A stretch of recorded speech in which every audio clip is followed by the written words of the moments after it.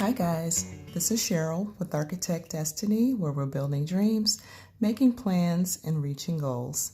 Thank you so much for tuning into my channel for another video. If you are new to Architect Destiny, then welcome. And if you are a subscriber or you visit my channel often, thanks for coming back. So today what I'm going to do is to do a flip through of the May pages in my Hobonichi cousin. And I tell you, she is just really like super chunky and awesome, and I love it. As you know, I have basically two parts to my life planner system, I'll call it, because my Architect Destiny business planner is a separate planner. But I do have my reference book here. And I also have my full year Hobonichi cousin, which I am going to flip over to them. I'm going to take out my planning routine and flip over to the month of May, and we will get started. So I think I'm in frame pretty good here.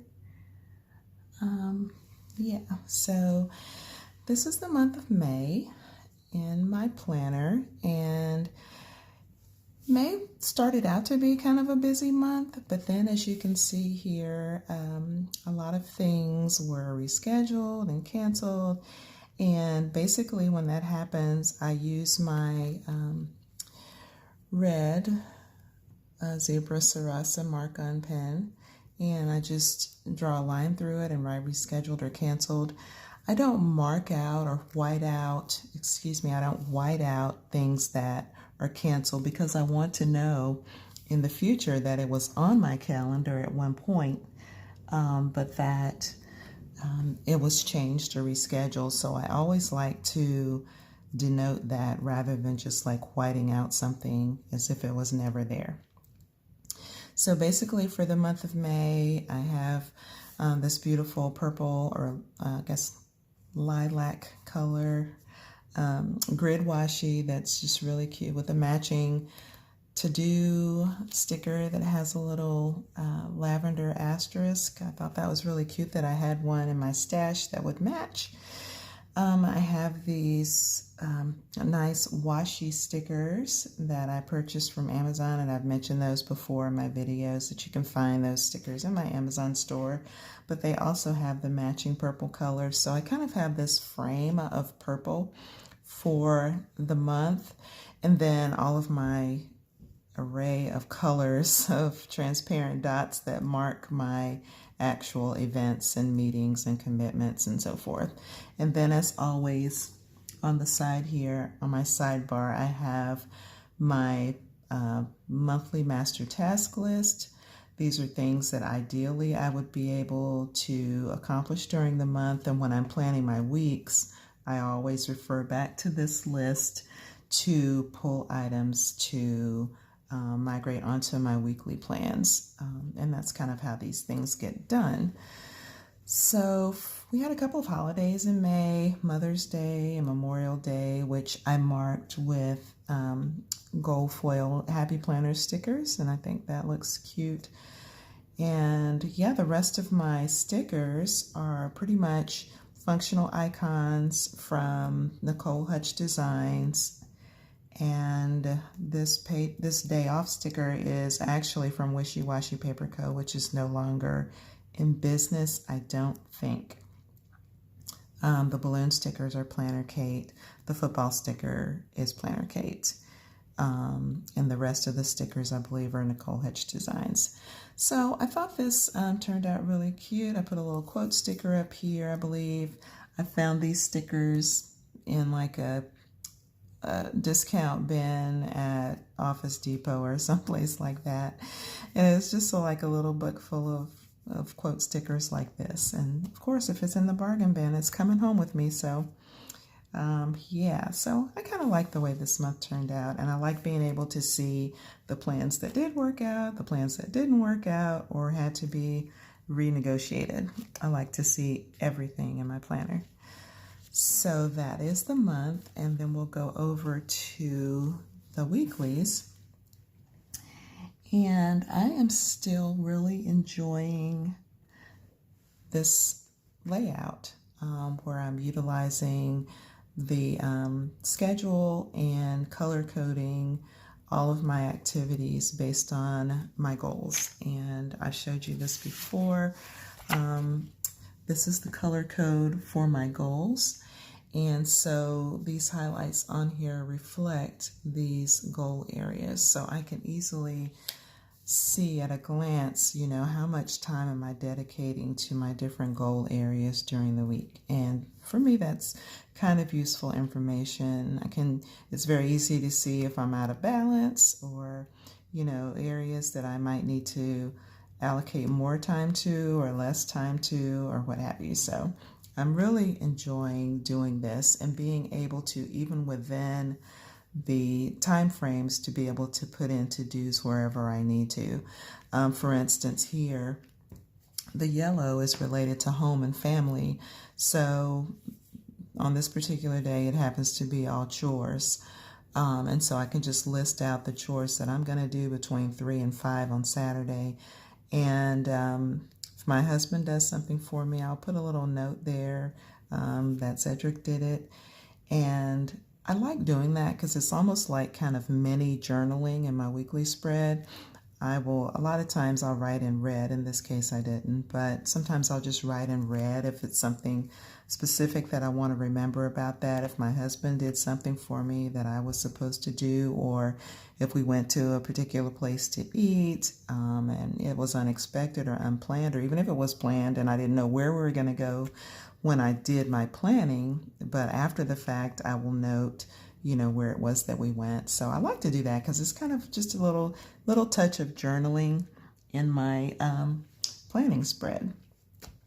So just same layout, weekly master task list in the sidebar, my categorized lists on the bottom, any special day-long events at the top, for instance, birthdays or anniversaries or payday or holidays or what have you, I will put in this little top area up here. I used to track the weather in that area, but I just found that it's cute to look at and it's fun to do, but it wasn't really that functional for me. It didn't impact one way or the other what I was going to do during that day. So I decided that I could probably make a better use of this space at the top, and so I'm really enjoying putting my day-long events and activities at the top so they can be front and center. So yeah, that's how my weeks are going. So this is the end of April and the first couple of days of May. And then this is the second week of May, still the same layout. However, in this one, I utilized some Planner Kate boxes to write my headers for my categories and also for Mother's Day here. This is an example of kind of that journaling I was talking about. We ended up going to Portofino's for my Mother's Day dinner, so I just wrote that in red right there so I can remember where we went. And this particular spread, I was trying out my new Energel Clina. I'll just grab that out of here. My new Energel Clina pen in the 0.5 with the blue-black ink. And I just think this color is so rich and beautiful, and I just really enjoyed writing with this pen in my cousin. I tried the same pen in my Hobonichi Weeks, and I did not love it because the space is so small.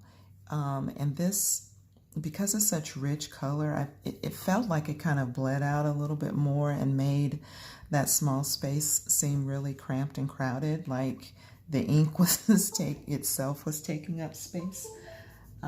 So I'm probably not going to use this pen anymore in my Hobonichi Weeks, but I do like it in my cousin. I just think this spread looks really pretty. Yeah, so nothing new here with regard to the way I laid it out or anything. Like I said, this is working for me now, and I don't plan on changing anytime soon, I don't think. This is the third week of May, and I really like how this turned out with kind of framed in purple, and then I used shades of blue as far as the boxes, and then pulled in these blue and purple washi stickers from my Amazon set that have the feathers and flowers in the shades of blue and purple. I thought that was really cute together. So as far as like color scheme and stuff, I'm not really that intentional in most cases about trying to establish some kind of color scheme like I was in the past. Like for instance, you know, back here when I was still using this layout, I would try to have some kind of color scheme or theme for the whole spread, like the rainbow theme, and here we've got the kind of taupe, beige, creamy color. Not so much here because there's just so much color inherent in the color coding. It's, you know, it's really not possible to have like a color theme that flows throughout the whole spread. So in some cases, I try to frame the spread with a certain color, and then all this what's going on in the middle is just what it is. It's my color coding. So you'll see me do that sometimes. Other times I'm just not very purposeful about it. Like here, I just pulled in some things that I like. It just so happens that, you know, I picked some rainbow stickers. So I pulled the yellow from the rainbow. I pulled the purple from the rainbow to put on the weekend's banner. But, you know, in other cases, there's just no rhyme or reason. Like here, and this week, it's just a bunch of colors. I just totally, there's no rhyme or reason. I picked this kind of orange gold color for my date covers. I picked different color boxes for my Planner Kate sheet for the headers. I just picked some cute washi stickers, and I pulled in this blue-gray grid washi at the bottom. There's just no rhyme or reason. There's no color scheme to this spread whatsoever. I just picked some things that I liked. I just did what I felt at the time, and I like it. I mean, I don't feel inclined to always make my spreads matchy-matchy, especially with the way I'm laying them out now with the color coding. Kind of the matchy-matchy gets lost in all the color. And I'm fine with that. I am perfectly fine that I'm not being really fussy right now about my spreads and things like that. I'm doing what's functional and what keeps me organized and what makes me feel like I'm on top of everything. So yeah, like you can see in this spread, I mean, the date covers and date dots don't even match. They're just kind of in the same colorway, I guess, but they don't match. I have kind of the reddish day covers and the pinkish date dots. That's perfectly fine with me. I went with the smaller boxes, but in an array of colors.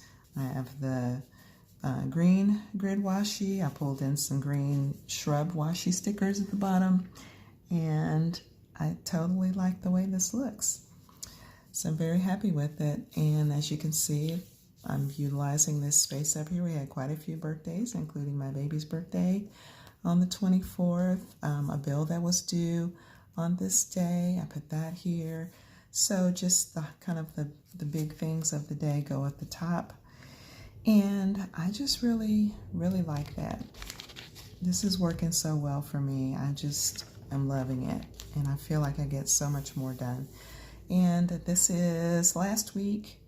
And again, no rhyme or reason, no theme, no nothing. I love orange. I pulled this orange polka dot washi to go on the bottom. I have kind of this grayish purple color for my day covers. I have this light green weekend banner. I did pull in this little orange flower washi sticker. I didn't use header boxes this time. I drew them. And hey, I just put all my plans in there and kept it moving. So yeah, so I just really am feeling really good about the way this is working for me. So yeah, this is the month of May in my planner. I don't think there's much else to show. I guess I could flip over to my goals and talk about that a little bit.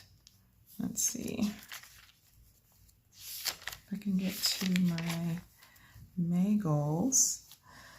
So yeah, I didn't have a lot of goals going on in May. There were a couple of things that one thing that I started that didn't get completed, but at least I started it. A couple of my floors getting done has been delayed a couple of months, but it has since happened in June.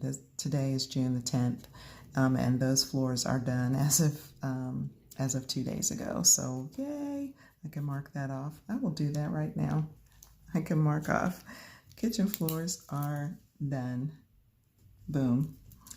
So yeah, I felt okay about the things that got done last month. And what I do is I like to check in the middle part of the month around the 15th or thereabouts, between the 15th and the 20th, and just kind of do a gut check and a goal check and see what's going well and what's not going well. What am I motivated about and what am I less motivated about? And I kind of need to get inspired or really re-examine whether that particular goal is important to me or not, and just kind of reassess. And that's what I do like mid-month, and then at the end of the month I just take an overall look at how things went. And so we got our master bedroom refresh done in May. I finished reading Getting Things Done finally. That was much delayed completion of reading that book, just because I did not read every night like it was my goal to read every night, and I just didn't. Some nights I was sleepy, some nights I was just not motivated to read, and it just took me a long time to finish that book, but I did finish it. And so this month we are on to Atomic Habits, so that's what we're going to do there. Kitchen floors, our handyman person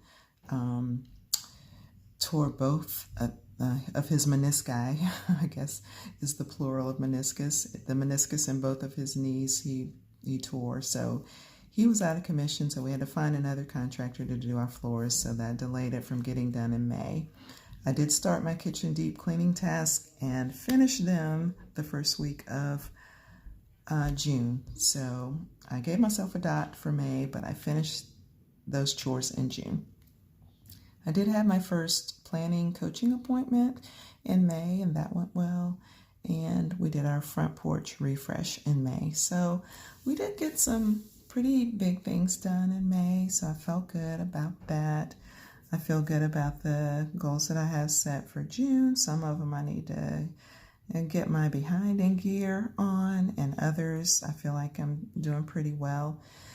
So yeah, that's the goals for May and my kind of assessment of how I did. So that is it for May in my planner. I hope you enjoyed that little flip through and talk through. If you did enjoy this video, please give it a thumbs up. If you've not subscribed to my channel, but you visit me often, please do that, because that would mean a lot to me. And if you hit the notification bell, you won't be missing out on any of my videos, because you'll be notified every time I upload something. So with that, I'm going to say so long for now.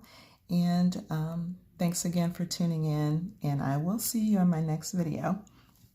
Bye.